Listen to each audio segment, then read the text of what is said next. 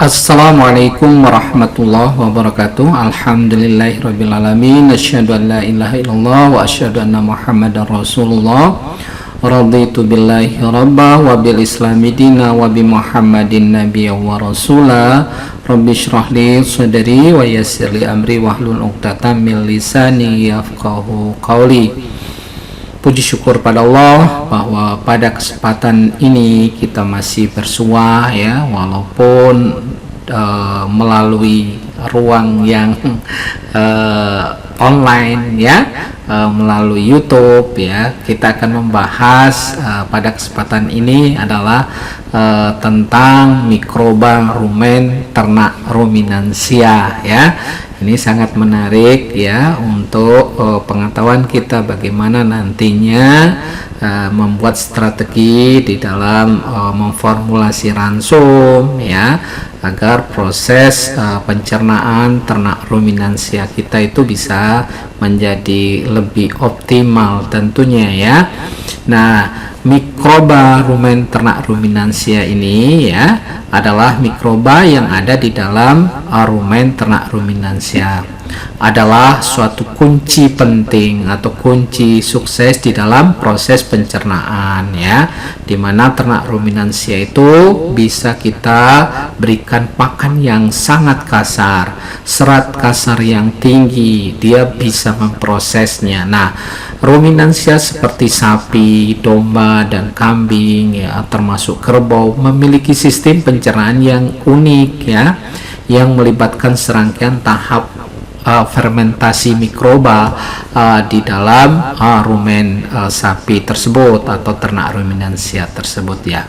Mikroba ini membantu memecah serat sertifikasi yang sulit ya. Kalau serat yang baik itu dalam bentuk berikatan dengan hemiselulosa atau lignoselulosa ataupun selulosa yang memang sulit untuk dicerna ya dalam makanan yang diberikan atau yang dikonsumsi oleh ternak kita, atau pada musim kemarau ya, biasanya ternak kita diberikan jerami ya, baik jerami padi, jerami jagung, atau jerami-jerami lain ya, limbah perkebunan atau pertanian yang memang sangat sulit untuk dicerna apalagi oleh ternak monogastrik. Tetapi dengan ternak ruminansia, insya Allah dia punya kemampuan untuk mencerna.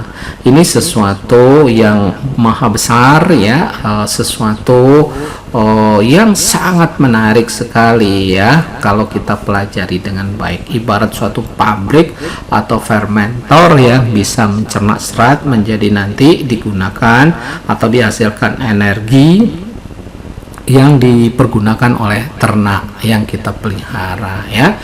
Tentunya energi itu untuk apa? Oh ya, untuk produktivitas ya, baik untuk produksi daging, susu, ataupun untuk domba wool misalnya, prosesnya adalah sama ya. Nah, mikroba dalam rumen ini termasuk di dalamnya ada beberapa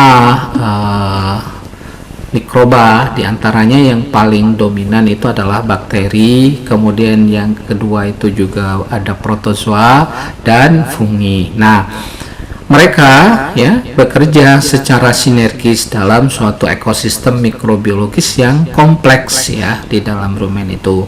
Nah, bakteri terutama bertanggung jawab untuk mendegradasi serat selulosa dan menghasilkan asam lemak rantai pendek ya. Misalnya dikenal dengan VFA, volatile fatty acid, termasuk juga nanti ada hasil sampingannya. Nah, VFA ini kita ulang kembali, terdiri yang dominan itu ada asam astat, ada asam propionat, ada asam butirat. Nah, protozoa membantu di dalam mencerna protein dan menghasilkan vitamin-vitamin tertentu, termasuk mencerna sumber karbohidrat yang fermentable ya. Dan ini harus hati-hati, jangan sampai terjadi asidosis ya, terutama pada saat pemberian makan yang fermentable ya. Sedangkan fungi ya terutama jenis yang disebut fungi anaerobik ya, membantu di dalam proses pencernaan serat kasar juga. Nah, termasuk dikatakan bahwa fungi ini adalah pioner yang sebagai pembuka, sebagai Kopassusnya ya. Jadi proses kadang-kadang mikroba itu belum mampu menginvasi. Nah, fungi ini akan sebagai ujung tombak awal, di mana nanti setelah itu baru mikroba yang lain seperti bakteri dan protozoa kalau sudah terbuka ya. Nah, kehadiran mikroba ini memungkinkan ruminansia untuk memanfaatkan sumber daya pangan yang tidak dapat dicerna oleh hewan atau ternak lain, terutama monogastrik, dan membuat mereka atau ternak ruminansia ini menjadi bagian penting dari rantai pangan global ya. Jadi hampir banyak sekali sumber hijauan, sumber limbah ataupun yang lain ya, baik perkebunan ataupun pertanian itu yang bisa dimanfaatkan untuk pakan ternak ruminansia ini. Oke, rumen sendiri merupakan salah satu ekologi mikroba yang paling padat dan beraneka ragam. Suatu penjelasan yang mungkin untuk keanekaragaman itu adalah sifat yang kompleks dari pakan yang dikonsumsi ternak mengandung. Yang pertama itu karbohidrat, ada protein, kemudian ada lemak ya, kemudian senyawa organik lain, dan termasuk di situ ada mineral ya sebagai kofaktor nantinya yang membantu proses tersebut ya. Nah, untuk menggunakan itu semua, berbagai organisme dalam rumen itu bisa bersaing untuk bertahan hidup. Nah, organisme akan sedikit beradaptasi dan mendapatkan sedikit nutrien atau bisa beradaptasi secara luas sehingga dapat menggunakan nutrien. Nah, ini sebagai gambaran ya, pada saat musim kemarau biasanya pakan sulit. Kalau toh ada pakan dalam bentuk jerami yang kualitasnya kurang bagus, ini juga harus hati-hati ya, karena di dalam rumen itu terdapat yang namanya protozoa. Dia punya silia. Kalau dia tidak ada karbohidrat yang fermentabel yang menjadi makanan dia, bisa saja nantinya dia akan memangsa bakteri. Nah, kalau misalnya kondisi pakan kurang bagus ya, nah ini harus punya strategi. Kita jangan sampai protozoa ini ada yang mengatakan tidak butuh, tetapi ada yang mengatakan ini dia juga punya peran yang sangat penting ya. Bagaimanapun sinergi yang harus diatur ya, dengan bagaimana kita membuat formulasi ransum yang terbaik untuk ternak kita. Jadi pada kondisi tertentu memang protozoa ini menjadi masalah ya, terutama pakan yang kurang bagus, di mana pakan dia atau pakan protozoa tidak tersedia, maka bisa memakan mikroba-mikroba yang ada di dalam rumen itu, sehingga proses fermentasi secara keseluruhan itu bisa terganggu. Nah, sebagai tambahan, ada mikroba-mikroba di dalam rumen dapat mengubah metabolisme mereka tergantung atas ketersediaan nutrien. Nah, faktor lain ya yang menyebabkan keanekaragaman mikroba dalam rumen adalah kemampuan organisme tersebut untuk mencapai pertumbuhan optimalnya. Karena pertumbuhan dibatasi oleh ketersediaan makanan, jadi efisiensi di mana makanan itu dirubah di dalam sel-sel akan menentukan ketahanan hidupnya ya. Seperti gambaran tadi, kita harus melakukan strategi yang terbaik bagaimana membuat ransum yang fermentable tetapi tidak mengganggu ekosistem yang ada ya, terutama yang kita katakan pada saat kekurangan pakan atau kualitas pakan yang kurang bagus. Nah, ini harus kita pahami bersama ya. Kemudian jenis bakteri pada rumen ternak ruminansia. Nah, rumen ternak ruminansia merupakan lingkungan yang kaya akan mikroorganisme termasuk berbagai jenis bakteri yang berperan penting dalam pencernaan dan metabolisme. Nih, berikut ini beberapa jenis bakteri yang umum ditemukan di dalam rumen ternak ruminansia. Yang pertama itu kita kenal dengan bakteri selulolitik ya. Dari namanya, bakteri ini bisa memecah selulosa.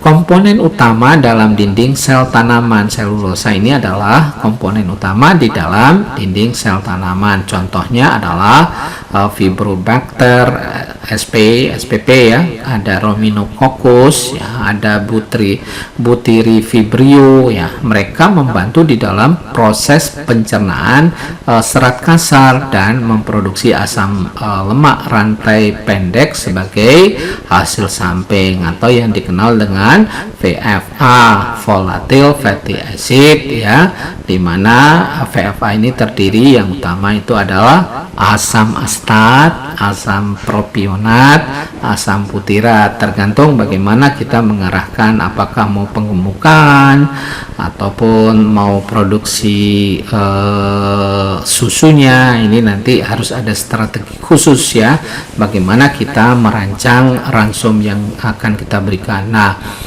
yang kedua, bakteri hemiselulolitik ya.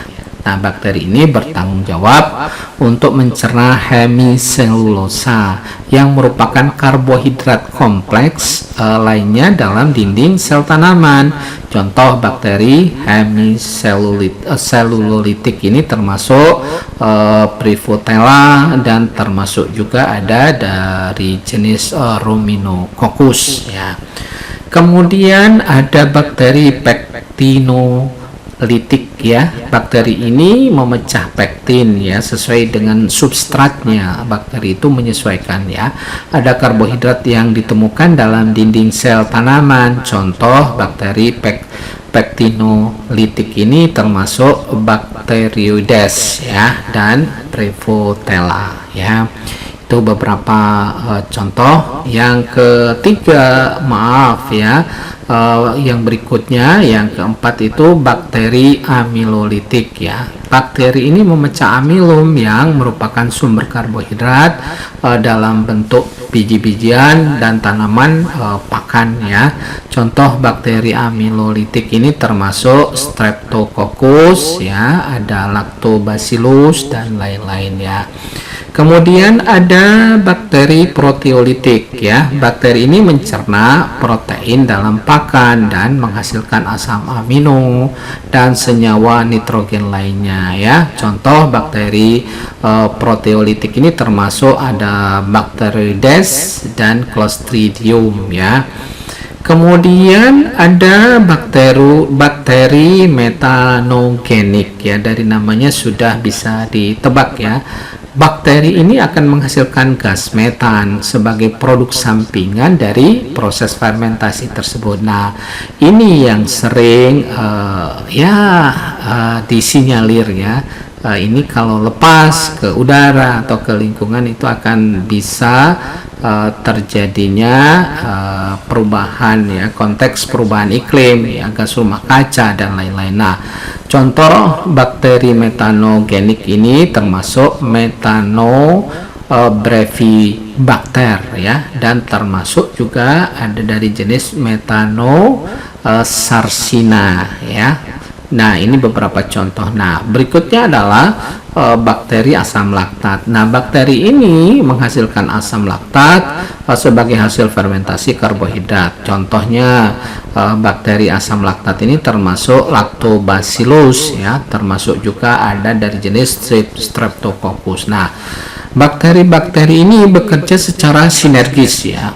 Nah, dalam sebuah ekosistem mikrobiologis yang kompleks di dalam rumen ternak ruminansia dan membantu di dalam proses pencernaan serat ya, dan termasuk karbohidrat kompleks ya yang tidak dapat dicerna oleh hewan lain ataupun dikenal dengan ternak atau hewan monogastrik. Nah, ini adalah kelebihan ya, sesuatu yang luar biasa, subhanallah ya, di dalam rumen itu walaupun mungkin dipandang sebelah mata, tetapi prosesnya sangat canggih ya. Tidak ada sampai sekarang itu seperti rumen itu. Coba bayangkan, ada nggak pabrik dikasih rumput tetapi keluarnya daging, keluarnya susu. Wah, sesuatu yang ini subhanallah, wallahu akbar ya tentunya. Nah, sekarang perkembangan bakteri pada pakan yang berbeda ya, karena kita bahas tentang bakteri ya. Bagaimana nanti ini kaitannya dengan strategi pemberian pakannya. Nah, perkembangan bakteri pada pakan yang berbeda dapat dipengaruhi oleh berbagai faktor, termasuk komposisi nutrisi pakan yang diberikan. Ada kelembapannya, suhu dan pH.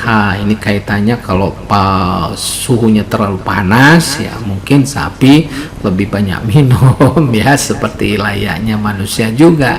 Nah, berikut ini adalah salah satu contoh perkembangan bakteri ya pada beberapa jenis pakan yang berbeda. Misalnya ya, pakan nabati. Pakan nabati seperti rumput atau sumber serat, jerami, hijauan lain cenderung memiliki kandungan serat tinggi dan kadang-kadang mengandung kadar air yang signifikan. Nah, bakteri yang terlibat dalam pencernaan serat ya, seperti bakteri selulolitik akan cenderung berkembang biak secara optimal di dalam pakan tersebut. Nah, selain itu beberapa bakteri seperti Lactobacillus juga dapat berkembang pada pakan nabati, terutama jika kelembapan dan suhu memungkinkan. Tetapi ya mungkin yang harus diingat, semua proses fermentasi pada ternak ruminansia itu suasananya adalah anaerob ya.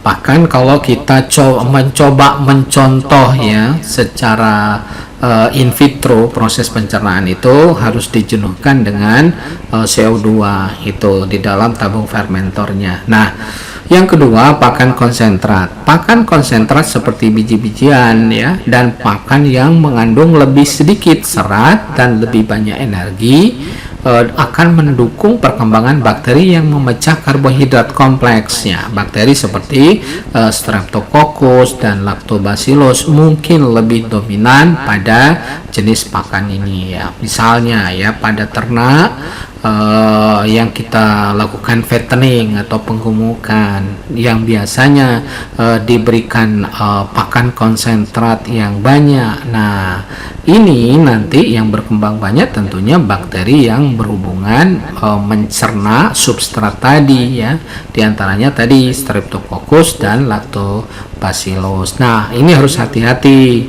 diwaspadai, jangan sampai ternak kita asidosis ya, nanti terlalu cepat penurunan pH-nya di dalam rumen itu bahkan bukan membantu, tetapi malah ternak kita akan sakit nih. Pentingnya kita punya pengetahuan hal ini ya. Kemudian pakan basah versus pakan kering. Kandungan air pada pakan juga mempengaruhi perkembangan bakteri. Nah, pakan basah cenderung mendukung pertumbuhan bakteri aerobik ya, yang basah. Nah, sementara pakan yang kering lebih memungkinkan mendukung pertumbuhan bakteri anaerobik. Nah, ini kaitannya dengan kejadian misalnya bloat ya, kembung pada ternak. Kan harus hati-hati kalau misalnya saudara sekalian ya, brother and sis, bro and sis ya, yang misalnya kalau panen pagi hari ya, hijauan pakan ya, kalau bisa jangan langsung diberikan kepada ternak ya, tetapi diangin-anginkan atau kering udara nanti baru diberikan. Nah, ini ada kecenderungan nanti kalau langsung diberikan pada ternak terjadinya kembung atau bloat, dan kembung atau bloat ini bisa menimbulkan kematian kalau tidak ditangani secara baik ya. Sayang dong kalau misalnya tiba-tiba ternak kita terjadi bloat dan sampai tidak tertolong ya, harganya kan mahal ternaknya. Nah, berikutnya adalah pakan fermentasi ya. Pakan yang difermentasi seperti silase ya atau jerami yang difermentasi akan memiliki komunitas bakteri yang berbeda dari pakan segar ya atau kering. Nah, bakteri asam laktat seperti Lactobacillus akan mendominasi pada pakan-pakan yang mengalami fermentasi asam laktat ya. Memang harus dikombinasi dengan pakan yang segar, itu akan lebih bagus ya kalau kita memberikan pada ternak ya. Jangan sampai terjadi proses terlalu asam ya di dalam rumen, itu juga mengganggu proses pencernaan atau proses fermentasi yang terjadi. Nah, yang kelima, pakan yang terkontaminasi ya, harus hati-hati nih ya.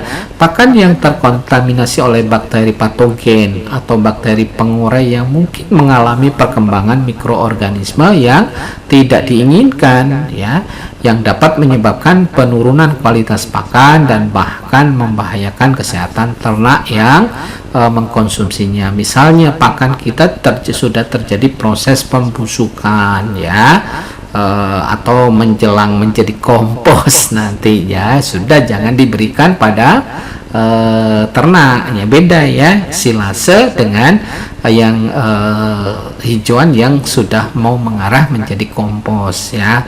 Dari baunya sudah kelihatan kalau silase itu baunya harum ya, seperti proses fermentasi. Tahu kita mungkin kita semua pernah mencium bau tape ya, beda dengan bau yang bau busuk dari hijauan pakan yang sudah mengarah menjadi kompos. Nah, faktor-faktor lingkungan seperti suhu, kelembaban, dan pH juga mempengaruhi perkembangan bakteri pada pakan ya. Sebagai contoh, suhu optimal untuk pertumbuhan bakteri tertentu mungkin berbeda tergantung pada jenisnya.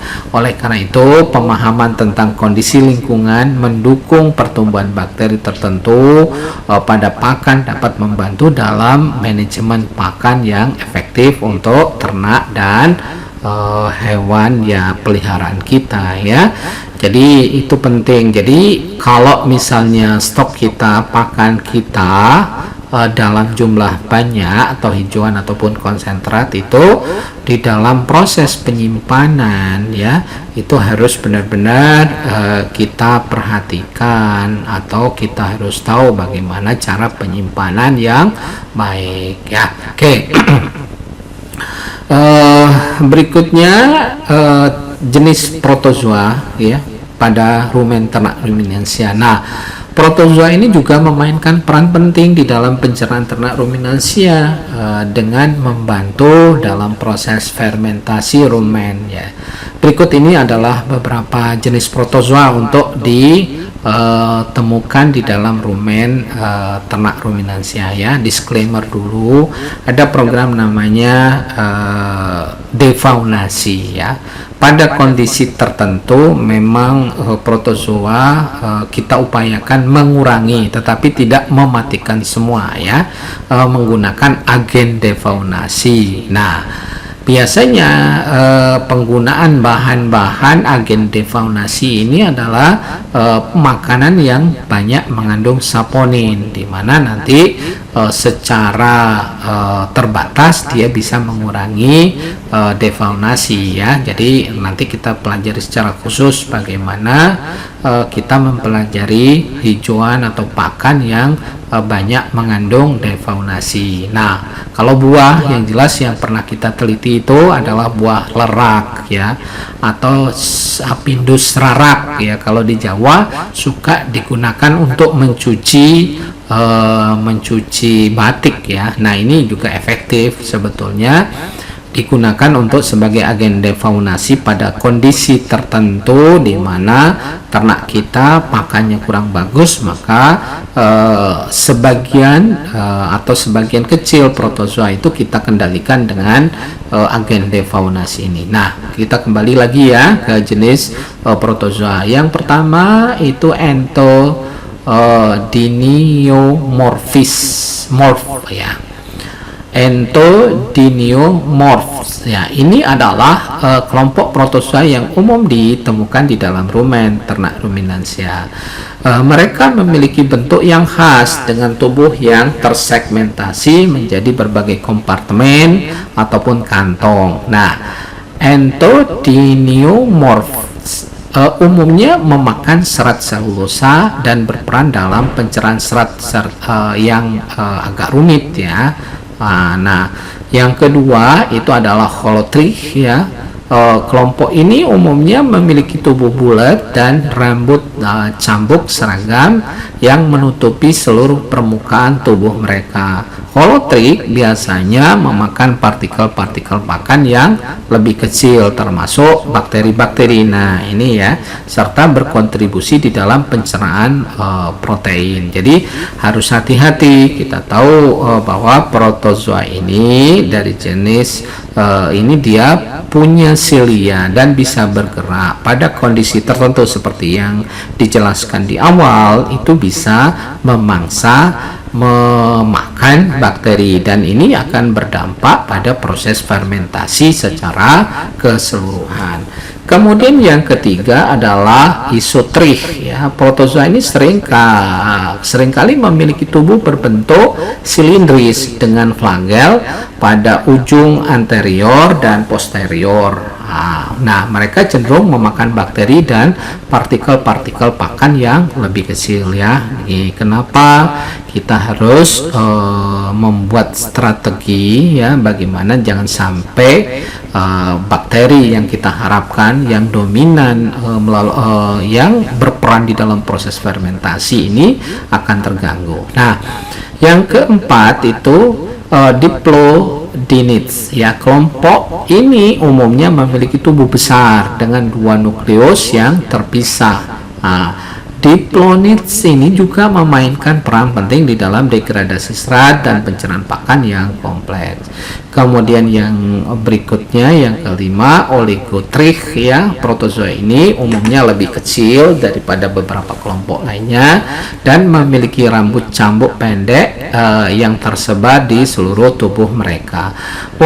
Oligotrich ini juga dapat memakan bakteri dan partikel-partikel pakan yang lebih kecil. Jadi perlu dicatat bahwa komposisi dan jumlah protozoa dalam rumen dapat bervariasi tergantung faktor-faktor seperti jenis pakan yang diberikan, kemudian kondisi lingkungan, komposisi mikroba lainnya. Namun ya, secara umum protozoa membantu di dalam proses pencernaan rumen dengan menghancurkan partikel-partikel pakan, mempercepat retensi pakan di dalam rumen, dan menyediakan substrat bagi bakteri untuk melakukan fermentasi lebih lanjut. Jadi ini pentingnya ya, kita tahu bagaimana ya, apa jenisnya mikroba, sehingga kita bisa memanage ya dan memformulasi ransum sesuai dengan kebutuhan. Nah, berikutnya ya, jenis mikroba yaitu fungi ya. Nah, di dalam rumen ternak ruminansia ada berbagai jenis fungi ataupun jamur yang berperan dalam proses pencernaan serat dan bahan organik lainnya. Nah, meskipun jumlah fungi secara keseluruhan biasanya lebih sedikit dibandingkan dengan bakteri ataupun protozoa, kontribusi mereka dalam mendegradasi serat kasar tetap penting ya. Dia jadi pionir, jadi kopassusnya. Yang lain belum berperan, dia bisa membantu merenggangkan di dalam proses awal ya, sehingga baik bakteri protozoa baru dia bisa memanfaatkan pakan tersebut. Nah, ada beberapa fungi ya. Yang pertama itu adalah Neocalymastigomycota ini adalah kelompok fungi yang paling umum ditemukan di dalam ruminansia. Mereka merupakan jenis fungi anaerobik yang terutama menghuni ruang rongga di dalam serat ya, tanaman yang dimakan oleh ternak. Nah, Neokalimastigomycota ini membantu di dalam mencerna serat kasar dengan melepaskan enzim-enzim memecah selulosa dan hemiselulosa ya, dengan peran enzimnya dia itu bisa memecah. Kemudian yang kedua, Pyromycota ini adalah kelompok fungi lain yang dapat ditemukan di dalam rumen ternak ruminansia. Mereka ini juga merupakan jenis fungi anaerobik yang membantu di dalam degradasi serat dan bahan organik lainnya.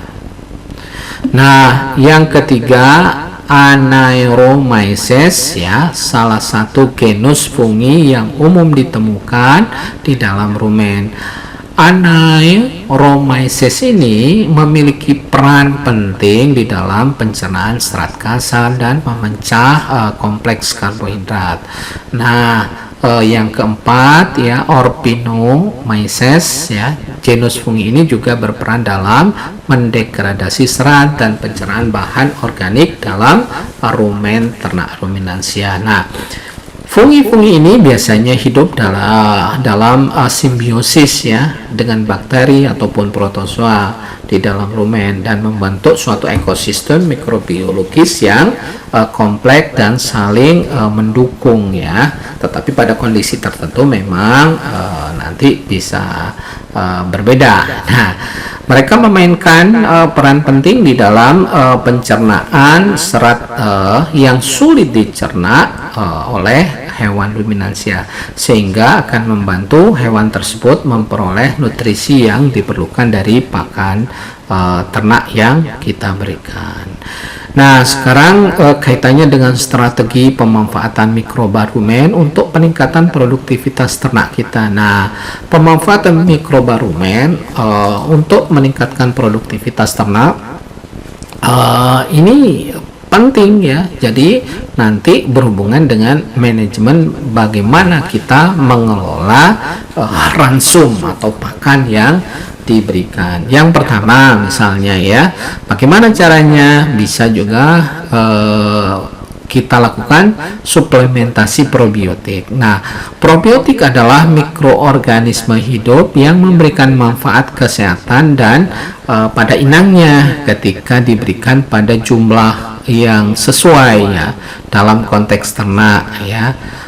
Suplementasi probiotik dapat membantu dalam meningkatkan keseimbangan mikroba rumen ya, sehingga meningkatkan pencernaan pakan dan meningkatkan penyerapan nutrisi. Contohnya misalnya pemberian bakteri asam laktat seperti Lactobacillus dan Bifidobacterium. Intinya di dalam probiotik ini kita harus tahu bakteri yang baik ya, bukan patogen ya.